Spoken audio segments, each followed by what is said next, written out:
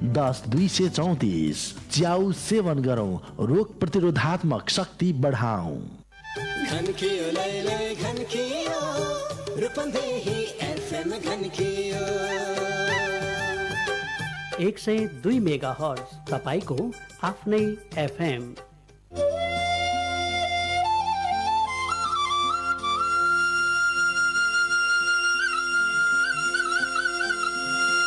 सनातन अमर आत्मा परमात्मा रूपले आनन्द मात्रामा सबै सधैँ रहिरहनलाई आत्मज्ञानको दैनिक प्रवचन कार्यक्रम अखण्ड सुख अद्वैत प्रदीप बलराम जीसी सरस्वतीको साथमा हरेक दिन दिउँसो 1:45 बजेदेखि।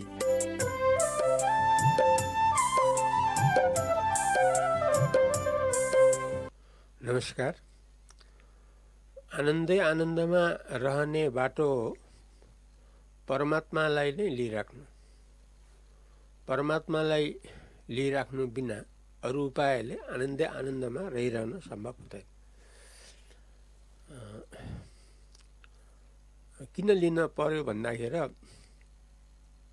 आनन्दै आनन्द हाम्रो वास्तविक स्वरूप भएको हुनाले। अब एकातिर आनन्दै आनन्द हाम्रो स्वरूप भइरहने, अर्कोतर्फ हामीले त्यसको अनुभव गर्न नसक्ने, यो त विरोधाभास भयो। एकातिर आनन्दै आनन्द हामीहरूको वास्तव स्वरूप, अर्कोतिर त्यसको अनुभव गर्न नपाइकन आफ्नो जीवन समाप्त हुन गइरहनु, यो त ठिक होइन। त्यसैले हामीले सधैँ जो आनन्दै आनन्दले रहिरहन चाहेका छौँ त्यसको लागि एकमात्र उपाय हो परमात्मा भावले रहिराख्ने। किन परमात्मा भावले रहिराख्ने भन्दा हामी सबैको वास्तव स्वरूप केवल परमात्मा हो। परमात्मादेखि वास्तवमा हाम्रो अरू यथार्थ स्वरूप होइन। हाम्रो सनातन स्वरूप हो परमात्मा, यो निश्चित रूपमा। अब यसको लागि सजिलो उपाय हो शास्त्र अनुसार, शास्त्रमा पनि योग अनुसार, योग विद्या जुन छ, जुन मुक्तिको बाटो हो, योगको बाटो, त्यो योगको बाटो हो साधन। त्यो योगको रहस्यलाई हामीले बुझ्न सक्यौँ भने हामीले आफ्नो वास्तव स्वरूप परमात्मालाई सधैँ अनुभव गरिरहन सक्ने हुन्छौँ, जसबाट आनन्दै आनन्द हामीहरूलाई स्वतः मिलिरहने हुन्छ। त्यसकारण आधार हो योगले जो बताएको छ, म र मेरोको अभाव गर्ने, म र मेरोको अभाव गर्ने। किनकि म र मेरो जो हो त्यो नक्कली हो, सक्कली होइन। सक्कली त परमात्मा हो। परमात्मालाई भुलेर म मेरो खडा भएको, म मेरो जो भाव हामीमा भइराखेको छ, जस्तो शरीरमा म भाव अनि परिवार आदिमा मेरो भाव अथवा संसारमा मेरो भाव जो भइराखेको छ, जसलाई हामीले व्यवहारमा अति साँचो भनेर लिइरहेका छौँ, अर्थात् आफ्नो शरीर र शरीर सम्बन्धित सम्पूर्ण संसारलाई हामीले जो म र मेरो भनेर लिइराखेका छौँ, यो सबैभन्दा ठुलो भुल हो हाम्रो। किन सबैभन्दा ठुलो भुल हो भने हाम्रो वास्तव स्वरूप त परमात्मा हो, आनन्दै आनन्द हो। अब हामी त्यो आनन्दै आनन्द रूप जो परमात्मा हो त्यसलाई भुसुक्कै बिर्सिएर अनि त्यो पछि खडा भएको जो म मेरो हो, जो शरीर संसार हो, त्यसमा साँचो बुद्धि गरेर त्यही हो आफू भनेर हामी चाहिँ नि शरीर संसारमा टाँसिएर बसिराख्यौँ। शरीर संसार आफू हो, आफ्नो हो भनेर हामी चाहिँ नि मस्त भएर व्यस्त भएर हामी रहिराख्यौँ। अब यसरी सधैँ रहिराख्ने भए त खास केही फरक पर्ने थिएन। तर शरीर कतिसम्म भनेपछि म भाव कतिसम्म। अब शरीर निश्चित रहँदैन, तब अरूलाई जो मेरो भन्ने भाव हो त्यसको के सार्थकता रह्यो त?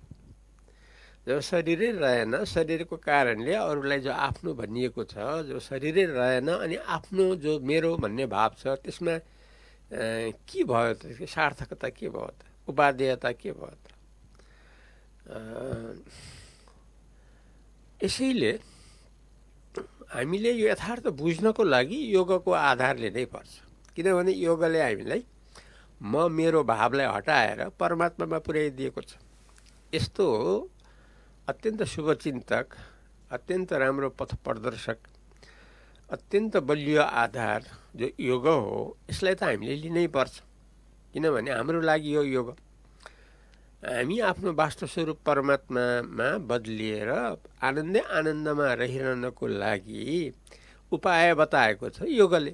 त्यसैले योगा अनुसार चलेर अर्थात् म मेरो भन्ने कुरा पछि आएको यो मौलिक होइन, म र मेरोको मौलिक स्वरूप हो परमात्मा। यो जो म मेरो हो त्यो पछि आएकोलाई आभास पनि भन्छ। जस्तै भनेको जस्तै माने वास्तवमा होइन तर उस्तै हो भने, त्यस्तै म मेरो चाहिँ नि वास्तवमा होइन तर यो चाहिँ नि हामीलाई साँच्चै हो भन्ने यस्तो चाहिँ नि भ्रम परिरहेको छ। अब त्यो भ्रमलाई चिरफार गरेर यथार्थ आफ्नो परमात्मा स्वरूपमा रहने उपाय मात्र हो योग अनुसार रहने। योग भनेको सारा वृत्ति रहित रहने, कुरा रहित रहने। किनभने संसार त कुरा हो। यसैलाई चित्त भन्छ, यसैलाई वृत्ति भन्छ। वृत्ति माने संसारको व्यापार, सारी संसारको व्यापार, यो हो वृत्ति। अब यो हो हटाउन लायक, किनकि यसले हामीलाई सुखमा पुर्याउन सक्दैन। किनभने शरीरले मृत्युमा पुर्याउँछ, अरूहरूले पनि मृत्युको झल्कोमा पुर्याइहाल्छन्। किनभने अरू पनि त रहनेवाला कोही छैन नि त। वास्तवमा जस्तो आफ्नो शरीर रहने पक्का छैन, त्यस्तै अरूको शरीर पनि त रहने पक्का छैन नि त। ढिलो चाँडो त या आफ्नो शरीर होस् या अरूको शरीर हो गइहाल्छ। त्यस्तो गइहाल्नेमा हामीले म र मेरो भनेर सारा कुरा बिर्सिएर, यथार्थ सारा कुरा बिर्सिएर यस्तो नक्कलीमा आफू भावमा रहिराख्नु त हाम्रो लागि त शोभायमान होइन। बुद्धिजीवी हामीलाई शोभायमान त होइन, दूरदर्शीहरूलाई यस्तो शोभायमान त होइन। हामीमा जो चलाकीपन छ, चतुरपन छ, यो त चतुर्याई त भएन नि त। चतुर्याई के हो भन्दाखेरि आफ्नो वास्तव स्वरूप जो परमात्मा हो त्यो भावमा रहिरहेर आनन्दमा सदाकालको लागि एकनासले रहिरहनु। यसको लागि एकमात्र बाटो हो योगको रहस्यलाई जान्ने। योगको रहस्य के हो भने सारा वृत्ति रहित रहनु हो योगको रहस्य। वृत्ति भनेको सारै कुरादेखि रहित रहनु हो योगको रहस्य। म र मेरो वृत्ति पछि खडा भएको, सदाकाल नरहने, केही समय मात्रै रहने, नाश निश्चित रूपमा हुने, यो हो वृत्तिको स्वभाव। त्यसैले म मेरो जो वृत्ति हो यो रहित हुनु नै योगको रहस्य हो। योगको रहस्य के भन्दाखेरि म मेरो भाव नहोस्, जसबाट धोका नहोस्। अब म मेरो भावमा हामी चुरुलमा डुब्दा त हामीलाई धोका हुन्छ। त्यसैले परमात्मामा रहेपछि त हामीलाई कुनै प्रकारको धोका हुँदैन, फेरि हाम्रो वास्तविक स्वरूप। त्यसैले योगको रहस्य हो म र मेरो भावलाई कहिले पनि नलिने, लिने कसलाई? परमात्मालाई। किन? आफ्नो सबैको मौलिक स्वरूप हो। यसरी म मेरो भाव रहित आफ्नो वास्तव स्वरूप जो परमात्मामा यसरी जो रहिरहनु हो, यसैलाई भन्छ साक्षी स्वरूपमा रहिरहनु। हामीले बेला बखत साक्षी भन्छौँ, साक्षीलाई जान्नुपर्छ भन्छौँ। यो यसैलाई लिएर भनेको आफ्नो वास्तव स्वरूपमा रहिरहनको लागि। किन? आफ्नो वास्तव स्वरूप जो परमात्मा हो यो साक्षी स्वरूप हो। साक्षीको ज्ञानबाट नै परमात्माको साक्षात् ज्ञान हुन्छ। अब हामीले आफ्नो स्वरूपको याद गरिरहनुपर्छ पनि भन्छौँ, अर्थात् परमात्माको याद गरिरहनु पर्छ पनि भन्छौँ। अब यो के हो भन्दाखेरि यो म मेरो भाव रहित जो बाँकी रहने परमात्मा हो, यस्तो भावमा रहिरहनु हो, आफ्नो स्वरूपको यादमा रहिराख्ने। आफ्नो स्वरूप जो परमात्मा हो यसको यादमा रहिरहनु हो, परमात्मामा रहिरहने मुख्य सूत्र, मुख्य बाटो। त्यसैले